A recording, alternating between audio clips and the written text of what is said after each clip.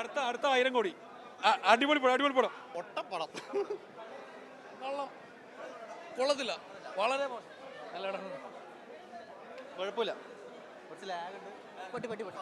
കൊള്ളൂല. ഫഹദ് പണിയായിരുന്നു, ബാക്കി കൊള്ളൂല ബ്രോ. അല്ലു അർജുൻ കൊള്ളാം, പക്ഷെ വിഷയത്തിൽ നിന്ന് തെന്നി മാറുന്നുണ്ട്.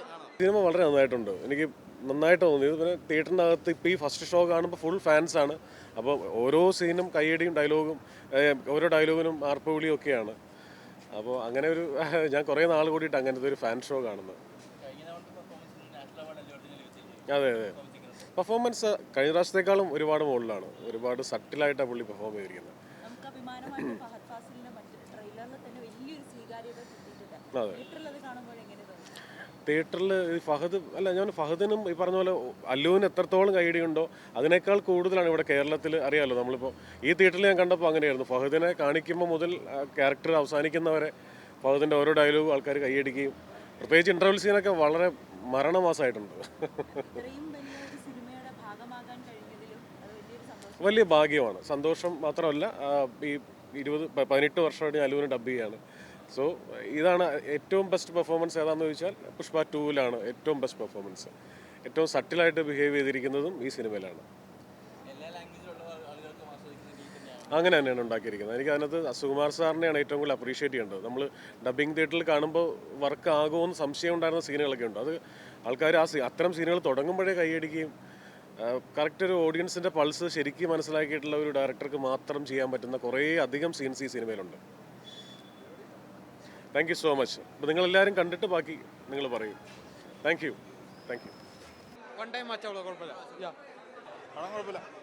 കണ്ടതാണ്, അതിൻ്റെ അറ്റ്മോസ്ഫിയർ തന്നെ കാണണം. അതാണ് അതുപോലെ പടം ചെയ്തിട്ടുണ്ട്. നല്ല പെർഫെക്റ്റ് ആയിട്ടാണ് അതിൻ്റെ സൗണ്ട് എല്ലാം ചെയ്തിരിക്കുന്നത്. അറ്റ്മോസ്ഫിയർ തന്നെ കാണേണ്ട ഒരു പടം കേട്ടോ, കുഴപ്പമില്ല, അടിപൊളി പെർഫോമൻസ്. ബസ് അല്ലു അർജുൻ തകർത്തു എന്ന് പറഞ്ഞാൽ പൊളി, പറയാനില്ല.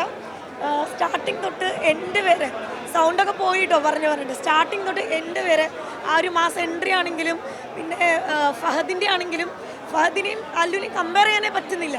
രണ്ടാളും ഒന്നിനൊന്ന് മെച്ചമെന്ന് തന്നെ പറയാം നമുക്ക്.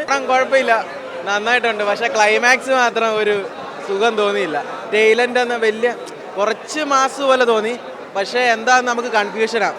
ഫസ്റ്റ് സീനും ഇപ്പോഴും കൺഫ്യൂഷനാണ്. എന്താണെന്ന് ചിലപ്പോൾ തേർഡ് പാർട്ടിൽ അറിയാൻ പറ്റും, അത് നന്നായിട്ട് അറിയാൻ പറ്റും. പക്ഷേ പുള്ളിയുടെ അഭിനയമാണെങ്കിലും അടിപൊളിയായിട്ടുണ്ട്. അതിൻ്റെ അകത്തൊരു പാട്ടുണ്ട്, സാരിയൊക്കെ കൊടുത്തിട്ട് ഗംഭീരമായിട്ട് ചെയ്തിട്ടുണ്ട്.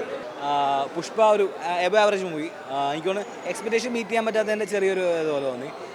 ഫസ്റ്റ് എന്താ പറയുക, ഫാഫ നൈസായിരുന്നു. എന്താ നമ്മുടെ ഒരു രംഗണ്ണനും ഷമ്മിയും കൂടി മിക്സ് ചെയ്തിട്ടൊരു എക്സ്ട്രീം ലെവൽ ഫാഫയുടെ വിളയാട്ടം തന്നെയായിരുന്നു.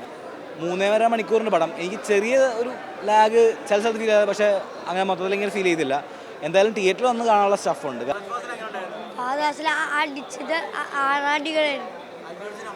അല്ലു അർജുൻ കട്ടൊക്കെ രണ്ടുപേരും കട്ടൊക്കെയായിരുന്നു.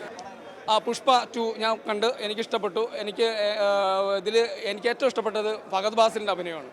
ഇത് അല്ലു അർജുൻ ഫഹദ് ഫാസിലിൻ്റെ മുമ്പിൽ ചിലയിടത്ത് ഇടറിപ്പോന്നോ എന്ന് എനിക്ക് ഫീൽ ചെയ്തു. മറ്റുള്ളവർക്കുള്ള ഒപ്പീനിയൻ എനിക്കറിയില്ല. കാരണം ഈ അല്ലു അർജുനെ ഇഷ്ടപ്പെടുന്നവർ ചിലപ്പോൾ മാറ്റി പറയുമായിരിക്കും. പക്ഷേ ഫഹദ് ഫാസിലിൻ്റെ മുമ്പിൽ അല്ലു അർജുൻ ഇങ്ങനെ കൈമലർത്തി കാണിക്കേണ്ട ചില സിറ്റുവേഷൻ വരികയാണ്. ഫഹദ് ഫാസിലിൻ്റെ റോൾ കിടിലനാണ്. കുറേ നേരത്തേക്കുണ്ട് ഫഹദ് ഫാസിലിൻ്റെ റോള്. നമ്മൾക്കും ചെറിയ റോളാണെന്ന്, ബട്ട് അല്ല, ഫഹദ് ഫാസ് പൊളിച്ചുണ്ട്, അല്ലു അർജുനും പൊളിച്ചുണ്ട്, ഒന്നും പറയാനില്ല. പിന്നെ ഫസ്റ്റ് പാർട്ട് എനിക്ക് കുറച്ച് ബെറ്ററായിട്ട് തോന്നിയത്. നോക്കാം, ഇനി ബാക്കിയുള്ള റെസ്പോൺസുകൾ നോക്കാം. മലയാളം കണ്ടില്ല, തെലുഗുവാണ് കണ്ടത്. ഒറിജിനൽ ലാംഗ്വേജ് കാണുമ്പോൾ അതിൻ്റെ ഒരു ത്രില്ല് വേറെ തന്നെയാണ്. Thank you.